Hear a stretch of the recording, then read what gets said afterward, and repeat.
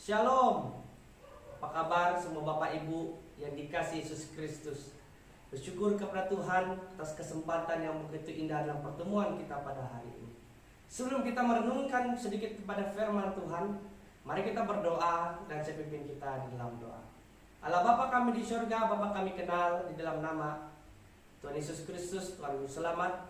Kami sangat bersyukur karena pada hari ini kami dapat belajar pada firman-Mu.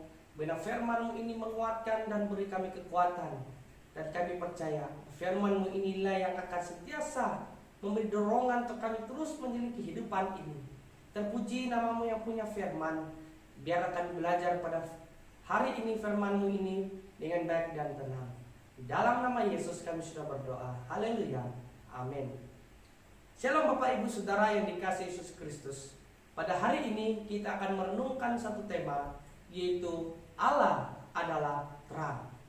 Kita akan belajar satu tema Allah adalah terang di dalam Yohanes 1 Yohanes pasal 1 ayat yang kelima hingga ayat yang ke-10. Kita akan belajar daripada teks firman Tuhan 1 Yohanes 1 ayat yang kelima hingga ayat yang ke-10. Saya akan membaca bagi kita semua. 1 Yohanes 1 ayat yang kelima sehingga ayat yang ke-10. Dan inilah berita yang telah kami dengar dari Dia dan yang kami sampaikan kepada kamu. Allah adalah terang dan di dalam Dia sama sekali tidak ada kegelapan. Jika kita berkata bahwa kita beroleh persekutuan dengan Dia, namun kita hidup dalam kegelapan, kita berdusta dan tidak ada melakukan kebenaran. Tetapi jika kita hidup di dalam terang sama seperti Dia yang ada dalam terang, maka kita beroleh persekutuan seorang dengan yang lain. Dan darah Yesus anaknya itu menyucikan kita daripada segala dosa. Jika kita berkata bahwa kita tidak berdosa, maka kita menipu diri kita sendiri dan kebenaran tidak ada di dalam kita. Jika kita mengaku dosa kita, maka Ia adalah setia dan adil, sehingga Ia akan mengampuni segala dosa kita dan menyucikan kita dari segala kejahatan. Jika kita berkata bahwa kita tidak ada berbuat dosa, maka kita membuat Dia menjadi pendusta dan firman-Nya tidak ada di dalam kita. Bapak Ibu Saudara dikasihi Kristus, sesuai dengan tema kita pada hari ini, Allah adalah terang. Jadi dalam surat 1 Yohanes ini adalah surat yang bersifat umum, yaitu surat yang ditujukan kepada jemaat ataupun orang-orang yang sudah percaya.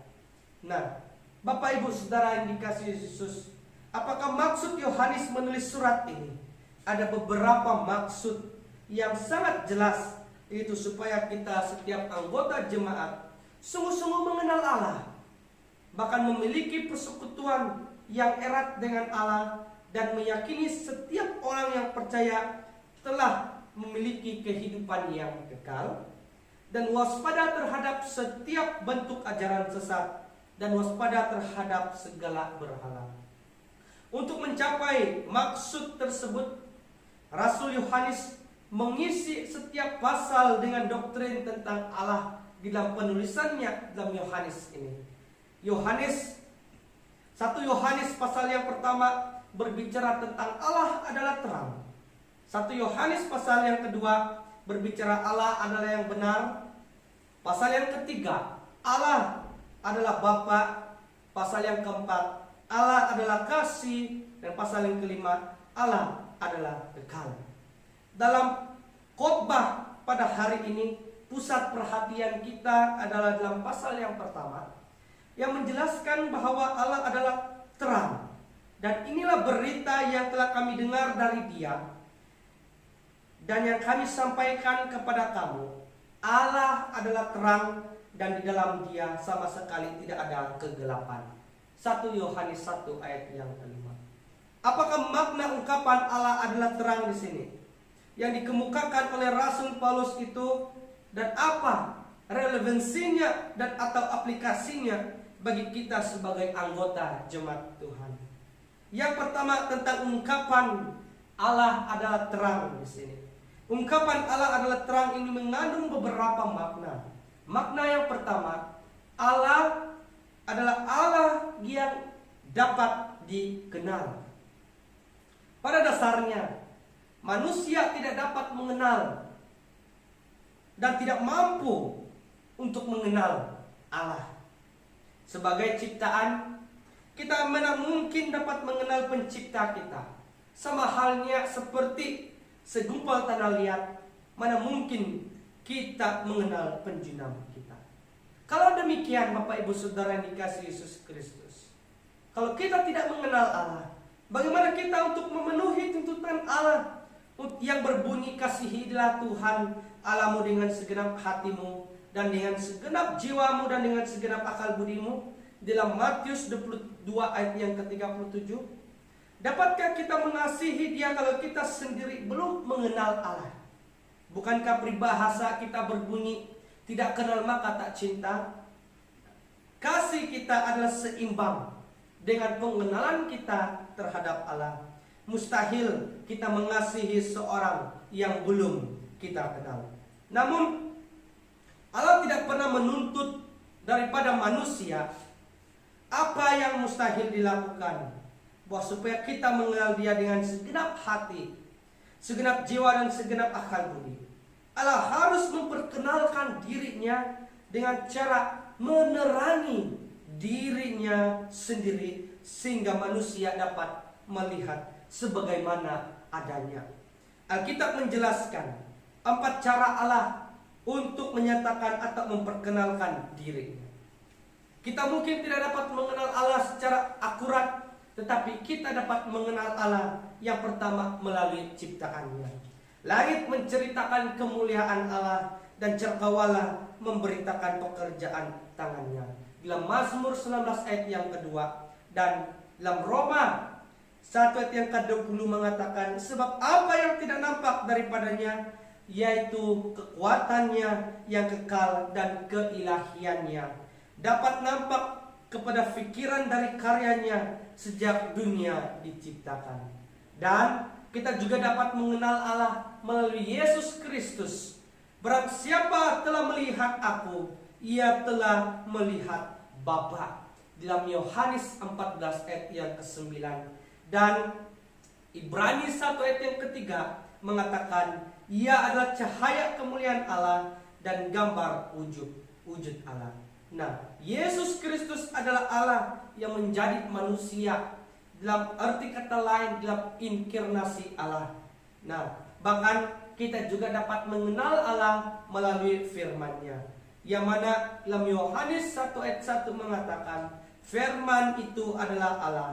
Bahkan dalam Yohanes 1 ayat yang ke-14 mengatakan, firman itu telah menjadi manusia. Nah, bahkan kita juga dapat mengenal Allah melalui gereja ataupun melalui jemaat Tuhan. Sesuai dengan ungkapan dalam Efesus 1 ayat yang ke-22 hingga yang ke-23 mengatakan, jemaat adalah tubuh Kristus. Ungkapan tubuh Kristus ini mengandung makna yang mana Yesus Kristus itu menyatakan dirinya kepada dunia melalui kehadiran gereja. Gereja adalah saksi yang tampak dari Yesus dan yang tidak nampak. Dengan demikian, melalui jemaat, dunia dapat mengenal Allah. Nah, melalui keempat cara ini, Allah telah menyatakan dirinya kepada dunia. Jadi tidak ada lagi alasan untuk kita tidak mengenal Allah yang merupakan terang. Bapak Ibu Saudara yang dikasihi Kristus, dunia saat ini berada dalam kegelapan yang sangat kacau. Sebagai jemaat ataupun tubuh Kristus ataupun orang-orang yang telah mengenal Allah, kita selayaknya menjadi terang dan garam dunia dimanapun kita berada. Dan Allah yang merupakan Allah itu menerangi setiap pribadi kita, yang mana sehingga kita dapat mengenal Allah, dapat dilihat, bahkan dapat menyaksikan Allah. Dan inilah yang dirasakan sebagaimana penyataan dalam Yohanes 1 Yohanes 1 ini, apa yang ada sejak semula, yang telah kami dengar, yang telah kami lihat dengan mata kami, yang telah kami saksikan, dan yang telah kami raba dengan tangan kami tentang firman Tuhan, itulah yang kami tuliskan kepadamu. Yang seterusnya adalah Bapak Ibu, adalah Allah yang Maha Tahu. Dalam 1 Yohanes 1 ayat yang kelima mengatakan, Allah adalah Allah terang dan di dalam Dia sama sekali tidak ada kegelapan. Apa arti ungkapan di dalam Dia sama sekali tidak ada kegelapan? Artinya adalah di dalam Allah tidak ada hal yang tersembunyi. Semuanya itu jelas, semuanya itu terang, dan semuanya itu nyata. Di dalam Allah tidak ada satu tempat yang berada di luar jangkauan, di luar pemerhatian, bahkan di luar pengetahuan Tuhan. Dan membuktikan bahwa Tuhan adalah Allah yang Maha Tahu. Dan kemahatauan Allah ini menerobos segala selok belok hati manusia, segala keterbatasan pandangan manusia, di mana bagi Tuhan tidak ada tempat yang terlalu jauh ataupun yang terlalu dekat. Pengertian kita terhadap Allah yang Maha Tahu dapat menolong kita dalam beberapa aspek. Yang pertama adalah aspek negatif, mencegah kita daripada melakukan perbuatan-perbuatan dosa yang tersembunyi. Sebagai contohnya, sebagai penipu, pendusta, pemfitnah, dan sebagai hal-hal yang tidak berkenan di hadapan Tuhan. Bapak Ibu Saudara yang dikasihi Kristus, dan ketika kita tahu bahwa Allah itu Maha Tahu, itu juga melahirkan aspek positif, di mana membangkitkan rasa syukur kita kepada Tuhan, mengenal setiap beban kita, di mana problem kita, masalah kita, serta keperluan kita yang tidak terungkapkan kepada orang lain dan yang tersembunyi bagi orang lain. Misalnya baik perkataan Tuhan kepada jemaat Adisima yang sedang dalam Anania di dalam Wahyu 2 ayat yang ke-9. Tuhan Maha Tahu dalam segala aspek kehidupan kita. Karena itu Tuhan mengatakan tidak ada hal sama sekali, tidak ada kegelapan di dalam Tuhan yang merupakan terang. Artinya Tuhan Maha Tahu dalam segala aspek kehidupan kita. Dia tahu kesusahan kita pada saat ini. Dia tahu kemiskinan kita pada saat ini. Dia tahu fitnah-fitnah yang dilontarkan kepada kita pada saat ini. Bahkan Tuhan yang adalah terang di dalam kita dan tidak ada kegelapan di dalam Dia. Dia mengenal kita lebih daripada orang mengenal diri kita. Bapak Ibu Saudara dikasihi Kristus, Tuhan adalah Allah yang Maha Tahu, merupakan Allah yang terang, yang tidak ada kegelapan dalam kehidupannya. Dia mengetahui masa depan kita. Dia mengetahui segala selok belok bahkan relung hati kita. Bahkan Dia mengetahui setiap peristiwa yang terbentang di hadapan kita. Baginya tidak ada masa lampau, tidak ada masa kini, dan tidak ada masa yang akan datang. Karena itu Tuhan adalah yang Maha Tahu apapun situasi dan keadaan kita pada saat ini. Bahkan Tuhan tidak pernah berdiam diri. Dan yang seterusnya adalah Allah itu adalah Allah yang Maha Kuasa.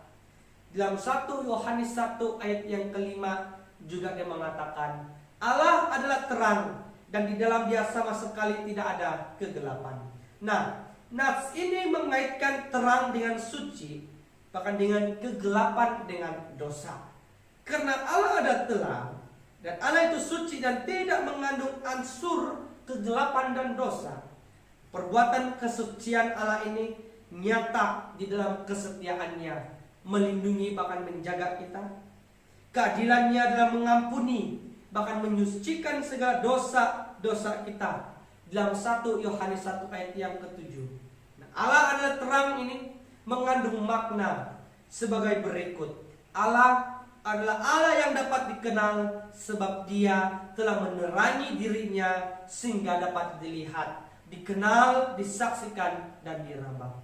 Allah adalah Allah yang Maha Tahu sebab tidak ada satupun yang tersembunyi di hadapannya. Baginya semuanya jelas, terang, bahkan nyata. Dan Allah itulah Allah yang suci Sebab tidak ada yang berunsur kegelapan, tipu, dusta, dan sebagainya. Nah, apa relevansinya? Apa yang harus kita lakukan pada hari ini? Yang pertama adalah kita harus hidup di dalam terang, sama seperti Dia yang di dalam terang. Dalam 1 Yohanes 1 ayat yang ke-7. Di dalam Matius 5 ayat yang ke-14, Tuhan Yesus berkata, "Kamu adalah terang dunia." Apa arti ungkapan ini? Allah menerangi dunia melalui kita. Jadi kita adalah cermin pemantul Allah kepada dunia ini. Hal ini berarti bahwa dunia menerima terang Allah sejauh kita memantulkan cahayanya kepada dunia ini. Allah memperkenalkan dirinya kepada dunia ini melalui kita. Hal ini berarti kita adalah gambar Allah bagi dunia ini. Jika Bapak Ibu Saudara yang dikasihi Yesus Kristus berhadapan dengan masalah dan kesulitan, bercerminlah dengan cermin Allah. Jangan pernah menjadi kegelapan, karena kita merupakan anak-anak terang Allah yang seharusnya memancarkan terang Tuhan. Ketika kita berhadapan dengan masalah dan kesulitan, jangan pernah mengheret hidup kita untuk kembali kepada dunia kegelapan, karena kita adalah anak-anak terang Allah. Dan yang kedua, apa yang harus kita lakukan? Kalau Allah itu adalah terang, kita harus hidup dalam kesucian, sama seperti Dia adalah suci. Rasul Petrus berkata dalam 1 Petrus 1 ayat yang ke-15 hingga yang ke-16, "Hendaklah kamu kudus ataupun suci di dalam seluruh kehidupanmu, sama seperti Dia adalah kudus." Nah, saudara, jauh tidaknya pantulan sinaran kita itu, pantulan sebagai cermin, itu bergantung kepada kesucian hati kita, kehidupan kita yang merupakan cermin ketika kita berhadapan dengan masalah. Semakin suci hidup kita, semakin jauh dan terang pemantulan Allah yang dinikmati oleh dunia ini. Semakin kotor kehidupan kita ketika kita berhadapan dengan masalah dan kesulitan, semakin sempit dan kabur pemantulan Allah yang dinikmati oleh dunia ini. Dan semakin suci kita, semakin jelas pengenalan dunia akan Allah. Dan semakin kotor kehidupan kita, semakin kabur pengenalan dunia terhadap Allah. Dengan demikian, supaya dunia ini menerima terang Allah dan mengenal Allah dengan jelas, hiduplah kita dengan kesucian kita, baik dengan ucapan kita, baik dengan tingkah laku kita, tindakan kita, pekerjaan kita, maupun seluruh aspek kehidupan kita. Di mana-mana pun kita berada, Tuhan ada bersama-sama dengan kita, dan Tuhan melihat dan Tuhan tahu setiap gerak-gerik kehidupan kita. Hiduplah benar di hadapan Tuhan, karena kita merupakan anak-anak terang Allah. Dan yang seterusnya, kita harus hidup di dalam persekutuan. Roh jahat tidak senang melihat anak-anaknya hidup di dalam persekutuan yang baik. Roh jahat, roh iblis dan setan mencari cara untuk membuatkan kita salah faham. Iblis dan setan cari cara untuk membuatkan kita semakin rosak dan bergaduh di antara satu sama yang lain. Karena itu, Allah yang adalah terang harus memancar kehidupan kita. Kita harus hidup di dalam persekutuan, apapun kesulitan yang kita hadapi. Persekutuan itu tercapai jika kita hidup di dalam terang. Persekutuan memiliki dua dimensi. Dimensi yang pertama adalah persekutuan yang bersifat vertikal, yaitu persekutuan dengan Allah. Dalam 1 Yohanes 1 ayat yang ke-6. Nah, persekutuan itu tercapai melalui pengenalan kita terhadap Dia selaku Allah yang terang. Kita baru dapat bersekutu dengan Allah yang terang bila kita hidup dalam terang. Bahkan yang persekutuan dimensi yang kedua adalah persekutuan horizontal, yaitu persekutuan dengan orang-orang yang lain. Dalam 1 Yohanes 1 ayat yang ke-7. Dalam persekutuan ini tercapai melalui kehidupan kita saat kita berada di dalam terang. Kesimpulannya, saudara, Rasul Yohanes memperkenalkan Allah kepada orang percaya yang menerima surat Yohanes ini. Bukan karena mereka belum mengenal Allah, melainkan supaya mereka lebih mengenal Allah. Hal yang sama berlaku juga bagi kita pada hari ini. Saya menyadari bahwa kunci kekristenan adalah pengenalan akan Allah. Mutu kekristenan, kualiti persekutuan kita adalah pengenalan kita sebanding dengan pengenalan kita dengan Allah kita. Mutu kekristenan kita tidak diukur dari lamanya kita menjadi orang percaya ataupun berapa banyak yang kita berbuat sebagai orang Kristen, tetapi diukur dari sejauh mana kematangan kita dalam mengenal Dia. Bukankah Rasul Paulus telah bersaksi kepada jemaat di Filipi dalam Filipi 3 ayat yang ke-8 mengatakan, segala sesuatu kuanggap rugi karena pengenalan akan Kristus Yesus Tuhanlah lebih mulia daripada semuanya. Pengenalan akan Kristus adalah lebih mulia daripada segala harta kita, daripada segala kekayaan kita, pendidikan, pekerjaan, dan sebagainya. Karena itu Nabi Hosea mengajak bangsanya dan berkata, marilah kita mengenal dan berusaha bersungguh-sungguh mengenal Tuhan. Sebab pasti muncul seperti fajar, Ia akan datang kepada kita seperti hujan. Seperti hujan pada musim, akhir musim yang mengakhiri bumi. Dalam Yosua 6 ayat yang ketiga. Saudara, marilah kita sungguh-sungguh mengenal Allah yang adalah terang, dan kita menjadi terang Allah ketika kita berhadapan dengan berbagai kesulitan hidup. Mari kita berdoa, sepimpin kita dalam doa. Terima kasih Tuhan atas firman-Mu yang kami belajar pada hari ini. Kami sangat bersyukur karena Tuhan terus berbicara bagi kami apapun keadaan situasi kami pada saat ini. Tuhan adalah terang, Tuhan adalah yang mana telah menerangi kehidupan kami manusia-manusia yang berdosa. Biarlah kami hidup menjadi terang Tuhan yang telah ditebus oleh Allah di atas kayu salib. Biarlah kami sentiasa menjadi terang Tuhan, mencerminkan terang Tuhan di mana kami berada, memantulkan cahaya terang Tuhan dimanapun kami berada. Apa-apa lagi ketika kami berhadapan dengan berbagai kesulitan kehidupan ini. Terima kasih Tuhan atas firman-Mu yang kami pelajari pada hari ini. Berbicara terus Tuhan dalam kehidupan kami semua. Berkati setiap pribadi kami yang dengar firman Tuhan. Yang sakit Tuhan Kau sembuhkan, yang lemah tubuh Tuhan Kau kuatkan. Di dalam nama Yesus Kristus, ini doa dan permohonan yang kami minta. Hanya dalam nama Yesus Tuhan kami sudah berdoa. Haleluya. Amin. Sampai sini sejak persoalan kita pada hari ini. Tuhan Yesus memberkati.